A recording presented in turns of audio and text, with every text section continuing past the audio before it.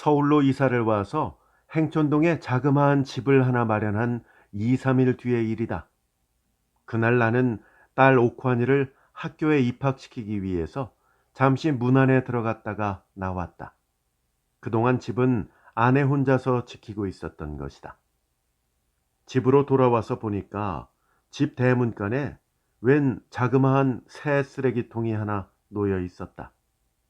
그래서 웬 거냐고 아내한테 물으니까 그 대답은 경성부청 관리가 출장을 와서 사라 함으로 샀노라 하면서 값은 2원인데 시제, 즉 당장에 갖고 있는 돈이 1원 70전밖에 없어서 그것만 주고 저녁 5시에 나머지를 받으러 오라 했다고 한다.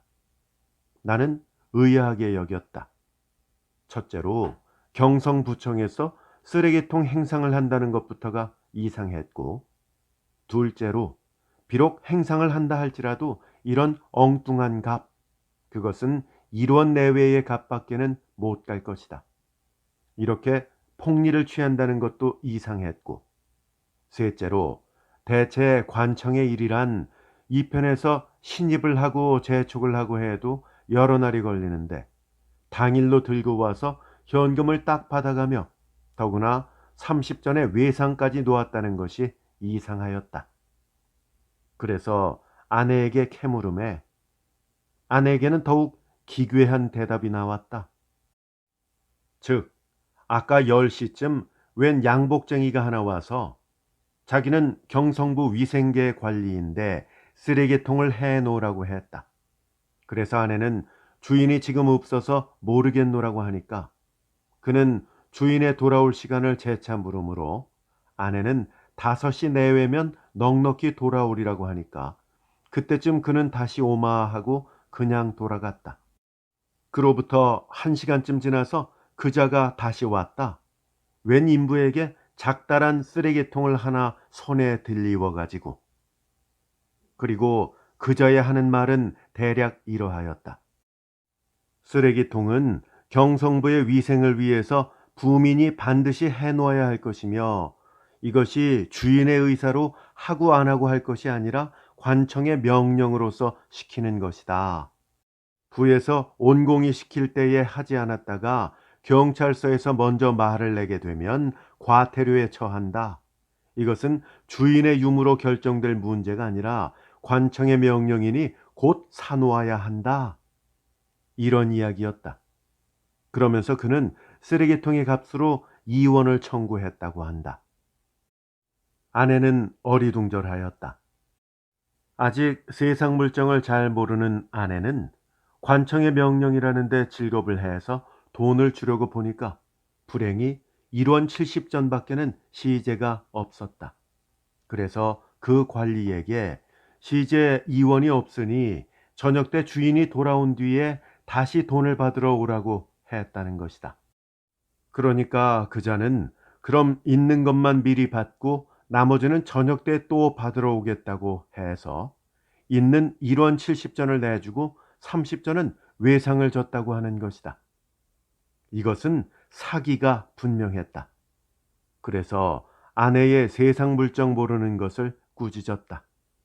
경성부청에서 부민에게 폭리를 취해서 쓰레기통을 팔아먹을 리 없고 더구나 위협을 해가며 억지로 팔리도 만무하며 마지막으로 주인이 저녁에야 돌아온다는 말을 듣고 오전 중에 재차 쓰레기통을 들고 와서 돈을 받아간 점에 괴상함을 설명하고 어리석게도 이런 사기에 걸렸느냐고 했다. 아내는 사기에 걸렸다는 말을 듣고 분해서 펄펄 뛰었다. 저녁 때 나머지 30전을 받으러 올 터인데 그러면 그때 잡아서 경찰에 보낸다고 펄펄 뛰었다.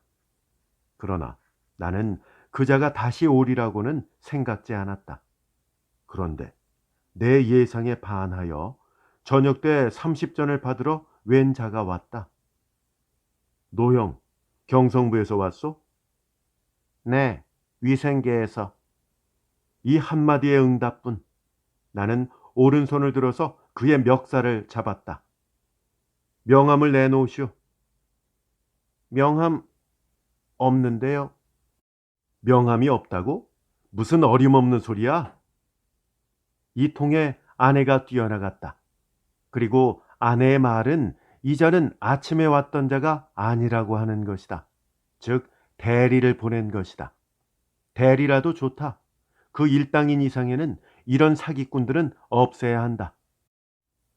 그래, 경성부에서 쓰레기통 행상을, 더구나 강매를 하며 이 20전짜리도 되지 못할 물건을 부민에게 이원에 판단 말이야? 자, 시비는 여기서 가릴 것이 아니라 경찰서로 가자고. 내가 그러니까 그자가 깜짝 놀랐다. 이원이라뇨? 이원이라고 1원 70전을 미리 받고 30전을 또 받으러 온 거 아니야? 아니 올시다. 그런 고약한 놈. 이 쓰레기통은 1원 20전이 올시다. 아까 90전만 받았노라고 30전을 더 받아오라기에 이렇게 온 거예요. 에이, 고약한 놈. 잠깐만 기다리세요. 제가 그 놈을 잡아가지고 올게요. 이 깜빡수에 나는 속았다. 그래서 빨리 잡아오라고 그자를 놓아주었다. 놓아준 지 1분 내외에 속은 것을 안 나는 그자를 찾으려고 길로 뛰쳐나가 보았다. 그러나 그자의 행방은 벌써 모르게 되었다. 그 근처를 샅샅이 뒤져보았지만 하늘로 솟았는지 땅으로 스쳤는지 그자의 거처는 보이지 않았다. 행촌동은 신계지이다. 신계지이니만큼 쓰레기통 장사도 흔하였다. 그들은 모두 근엄한 얼굴로 손에는 수첩을 들고 부리, 즉 관리의 행세를 하며 쓰레기통을 사라고 호령하며 다녔다. 이런 자들을 볼 때마다 나는 아내를 불러내서 그자의 얼굴을 감정시키고 하였다. 아내도 평생에 처음 걸려본 사기인지라 그자를 꼭 잡아내지 못하면 꺼림칙하다고 늘 잡아내려고 애를 쓰고 있었다. 2달이 지났다. 봄은 여름이 되었다. 어떤 날 앞집에서 무슨 둥둥하는 소리가 들렸다. 그 가운데는 부청이란 말이 있었다. 그리고 쓰레기통이라는 말이 있었다. 그 소리에 귀가 번쩍한 나는 앞집을 내다볼 수가 있는 구멍으로 가서 내다보았다. 앞집에는 웬 양복쟁이가 하나 와서 주부만 있는 그 집에 쓰레기통 흥정을 하고 있는 것이었다. 나는 아내를 불렀다. 그리고 예에 의지해서 그자를 감정시켰다.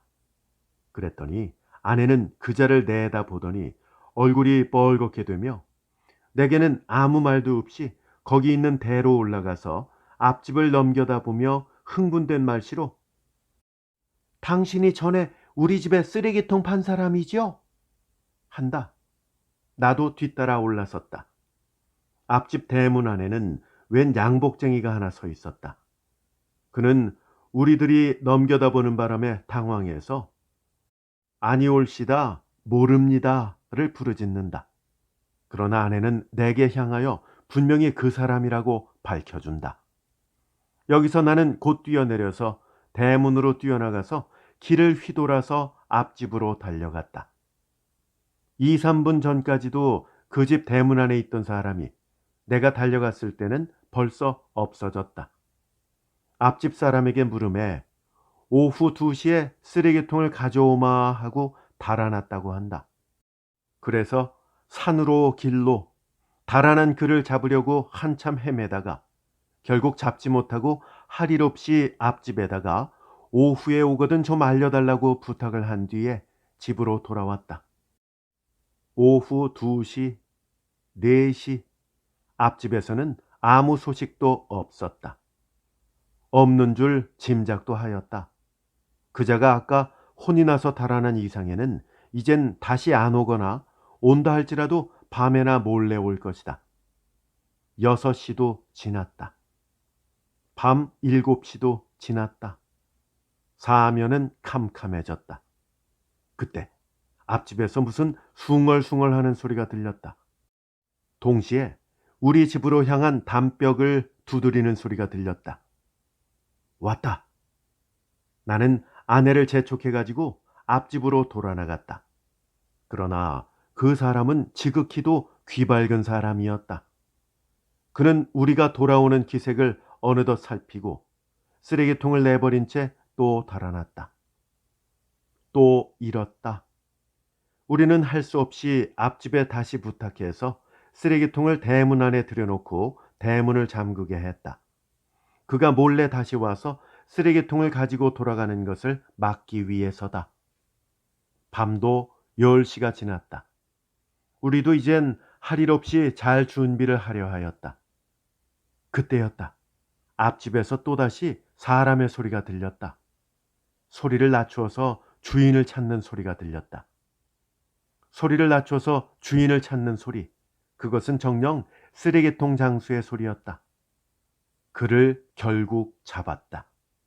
앞집에서 쓰레기통 값을 내주는 것을 받으려 할 때에 잡은 것이다. 당신이 뒷집에 쓰레기통을 판 사람이지? 그런 일 없습니다. 그는 딱 잡아댔다.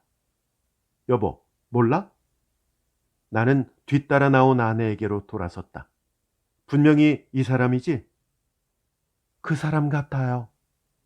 그 사람이 너무도 딱 잡아대니까 아내도 어리둥절한 모양이었다. 내가 언제 당신의 집에 갔더란 말이요? 나는 이 동네에는 처음으로 온 사람이요. 아내가 어리둥절해하는 것을 보고 그도 펄펄 날뛰었다.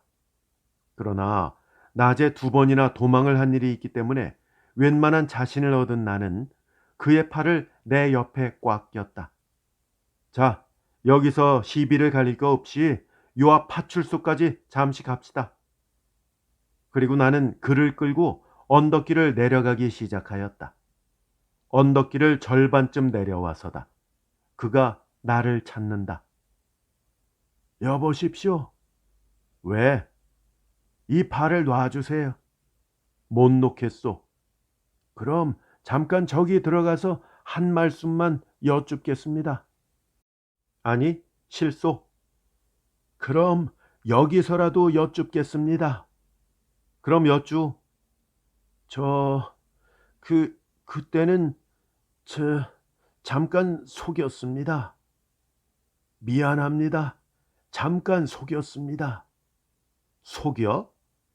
네, 영업상 거짓말을 조금 했습니다. 거짓말을 해? 네, 용서해 주십시오. 이전에 차에서 사기꾼을 잡은 일이 있었다. 내 뒷주머니에 사람의 촉감을 느끼고 빨리 그리로 손을 돌리니까 웬 사람의 손이 하나 붙잡혔다. 그때 그 손의 주인이 애원하는 듯이 나를 쳐다보는 눈을 보고 나도 말없이 눈으로 한번 꾸짖은 뒤에 슬쩍 놓아주었다. 오래 잡기를 벼르던 인물이로돼 급기야 잡고 그의 애원을 들으매 경찰까지 끌고 갈 용기가 안 생겼다. 그래서 나는 몇 마디 서류, 즉 말로 타일러 주었다. 영업상 값을 속이는 것은 혹은 용서할 수가 있으되 불의, 즉 공무원의 행세를 하면서 부녀자나 무식한 사람들만 있는 데를 골라다니며 억지로 팔아먹는 것은 용서하지 못할 일이니까 이 뒤에는 아예 그런 행사는 하지 말라고 말이다. 그날 밤 아내는 나에게 이런 말을 하였다. 잡는 맛이 여간이 아니었어요. 잡는 맛이 그렇게 좋다면 또 한번 속아보아도 좋겠어요. 김동인 작가의 단편소설 사기사 소개해 드렸습니다.